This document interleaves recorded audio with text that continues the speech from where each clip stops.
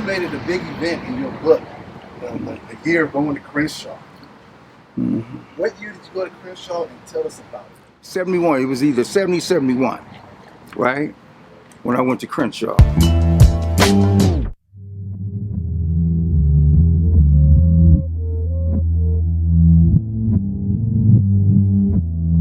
For the dime moves and the lokes, for the 6-4s on spokes, for the OGs that did a dime, came back around on parole. What year did you get to Crenshaw, and explain the dynamics and the social environment of Crenshaw High the year you got there? Okay, when I went to Crenshaw High School, I would say the dynamics was you had some West Side Crips going there too. You know, where they normally would be going to Washington High School.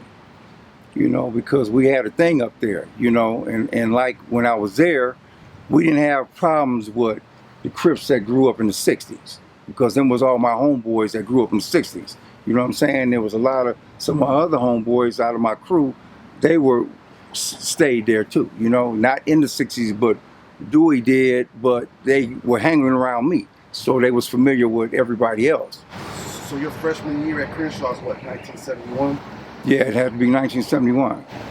So this is pre Rolling 60s, right? So Rolling 60s is not even formed yet. Yeah. And I noticed that you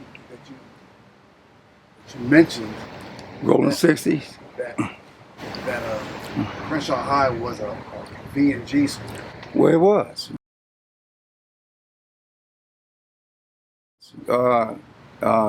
It was a V&G school. But I mean, you had Crips going there, but it was like West Side Crips, you know? And then you had who became 60s. 60s was there, you know?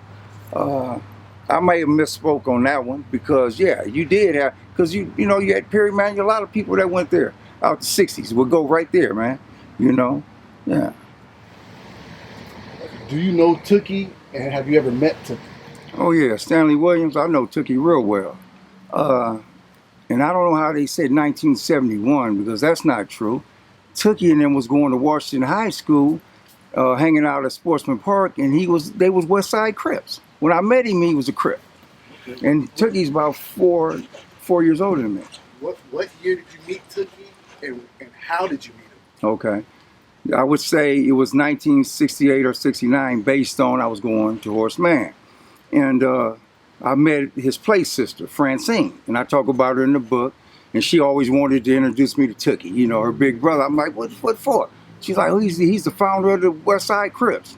I'm like, I ain't no follower, I don't care what he's the founder of. So she was like, oh, okay.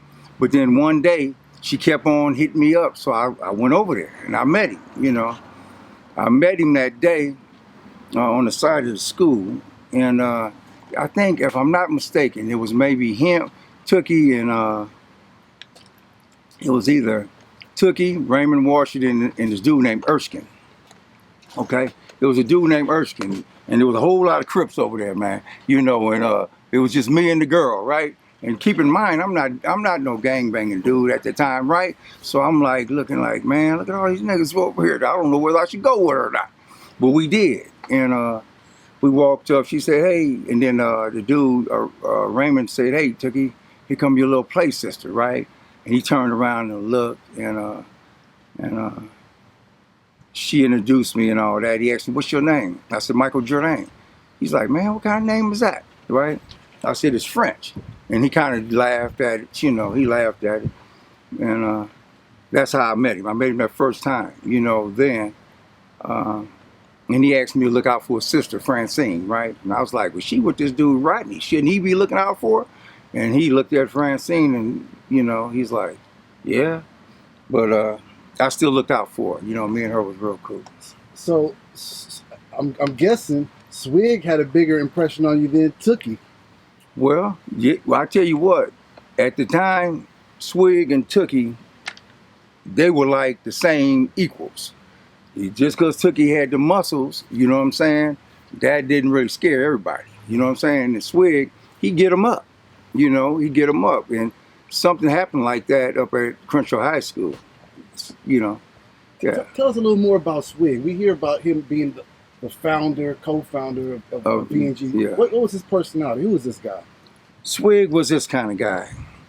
When I met Swig, you know, I learned that he had his leg cut off from here down on one leg, and he had a false leg, right?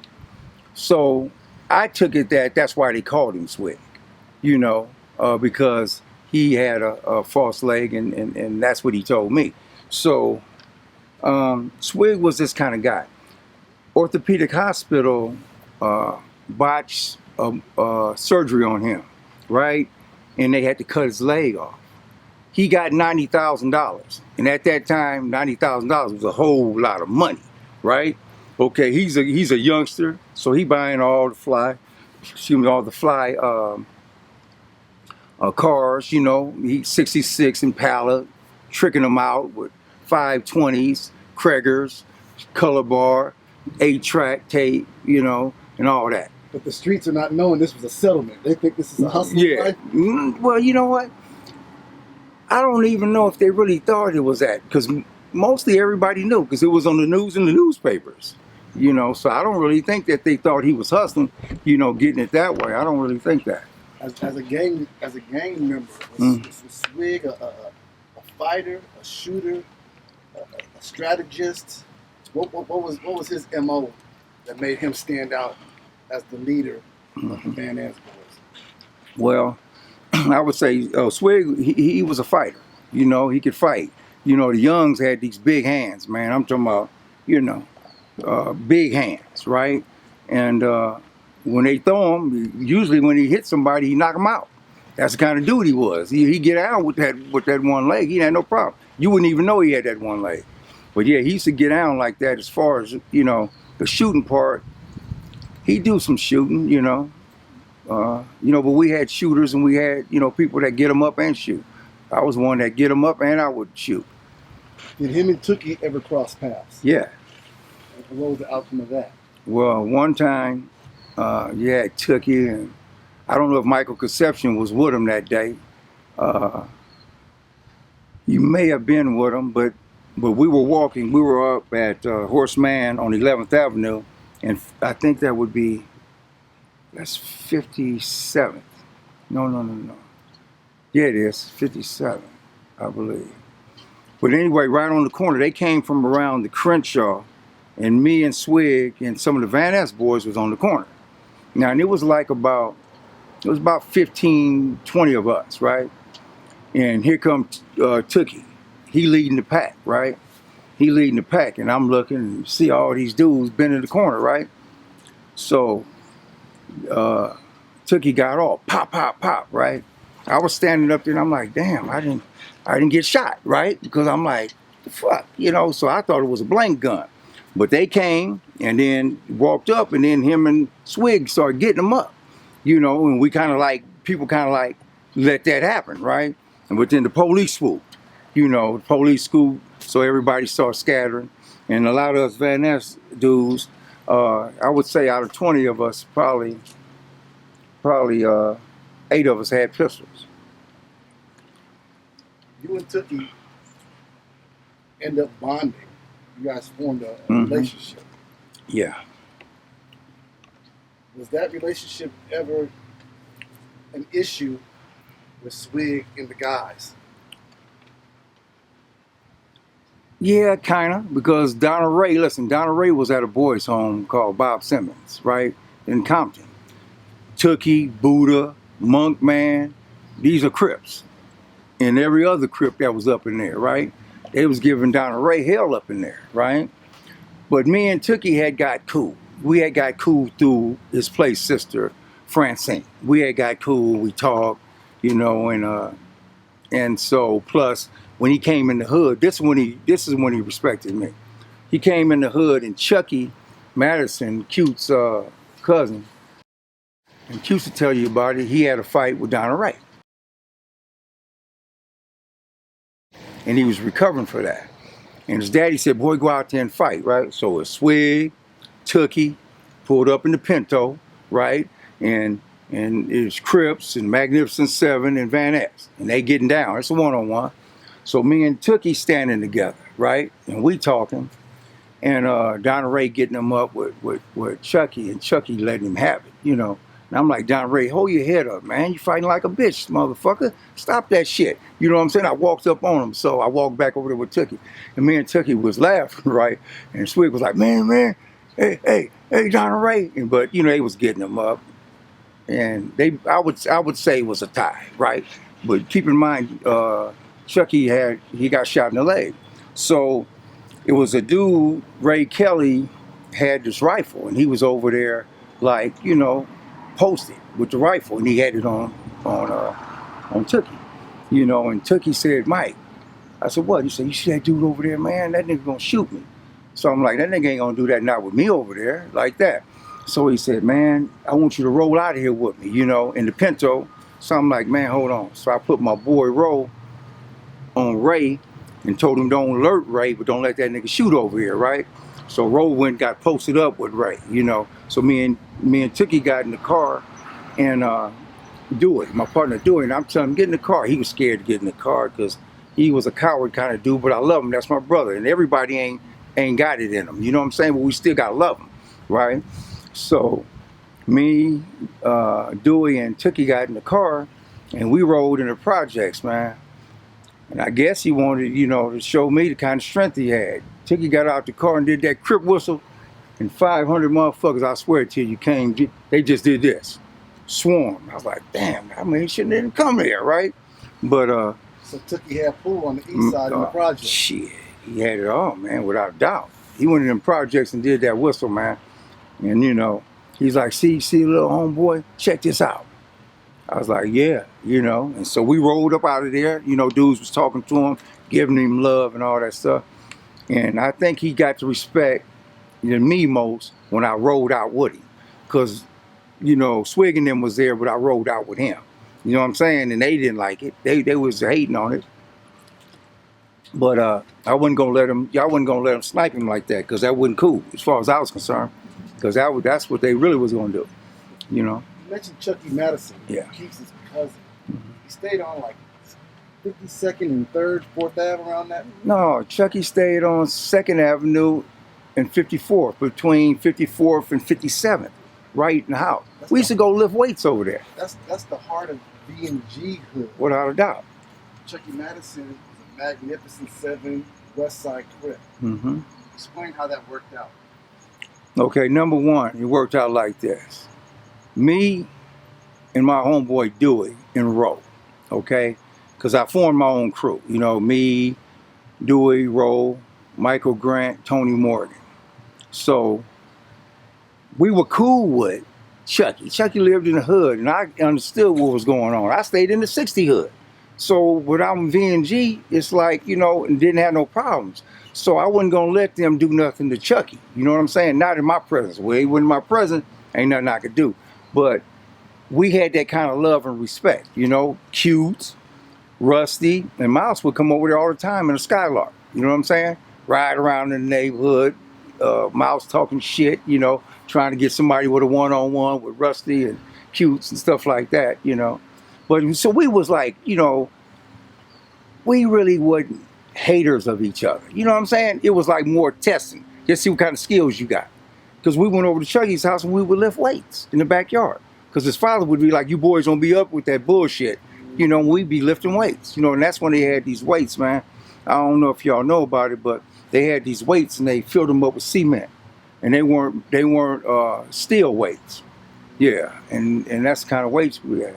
So it wasn't a daily mission of the V&Gs to eradicate Chuckie Madison, Cutes' cousin, the West Side Crip, out of V&G territory? Without a doubt. It was a conspiracy, without a doubt. You know, they wanted him out of there, without a doubt. But like I said, man, you know, they handled their own business on their own self. You know what I'm saying? When they moved, they moved in the right fashion. But like I said, if I was amongst the V&Gs and Chucky was going to school, or, you know, Rusty, Mouse, I seen somebody like that, Cutes, you know, and they wanted to get at him, I wouldn't let them do it. You know what I'm saying? I came across some articles describing Crenshaw High as Fort Crenshaw. They said it was a gang-infested school in 1972, the fall year. Okay. And then they named all these different gangs. Was there ever a power struggle for control of Crenshaw between the V&Gs and the Crips while you was there? Yeah, it was because, like I said, you had Crips that would come over there, and they was always testing. They would always try to test us, you know. But we would run them up out of there, though. You know what I'm saying? We run them straight up out of there, you know, because, like I said, I could get them from the shoulders, but I was a shooter too. I didn't have no problem with it, you know. So, not saying I shot nobody, but I'm just saying that, you know, it was what it was. You know they call Crenshaw High Crip High now, right? Hey, I understand it, you know, and I knew it was going to be like that, you know, because all the 60s probably go there. Were you there when Ice-T attended Crenshaw High? Yeah, Ice. I remember Ice when we was, I think Ice stayed on, if I'm not mistaken, Ice stayed on 57th and Degnan, or one of those streets, because yeah, and I'm gonna tell you about Ice. Ice is funny, man. We was coming up, you know, and I used to, what I used to do, I was always going up in them criblets. I'd be up on them, you know, Crip be coming in the front door, I'm leading out the back door. I just hit her, you know what I'm saying? That's what I did. You know, Q to tell you, you know, he know.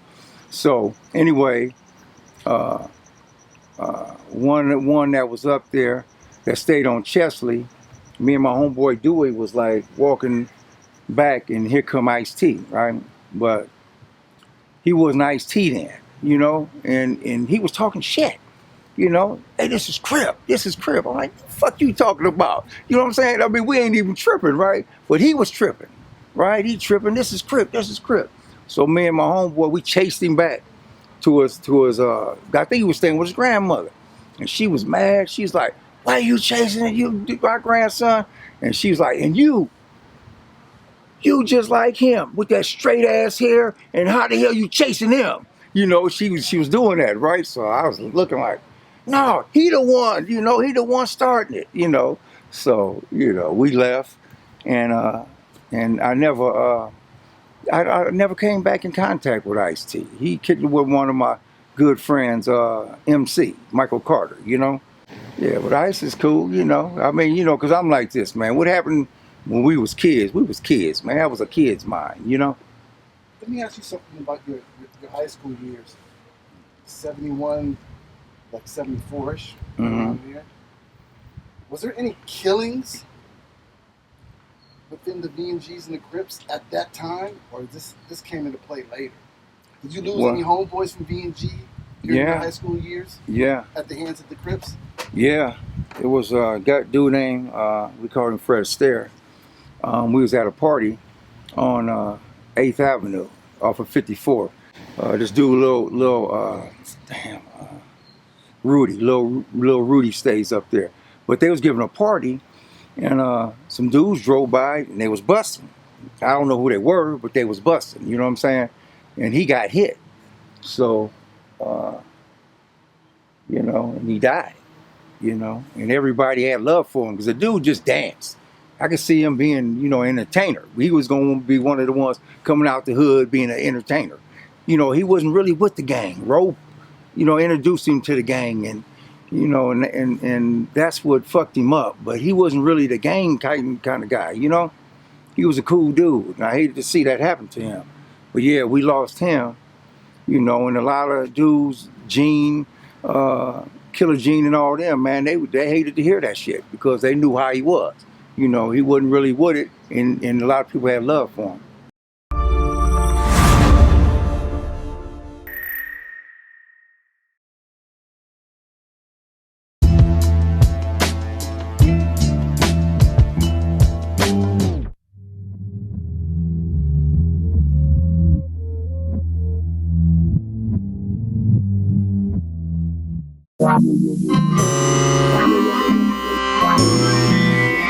Sitting reminiscing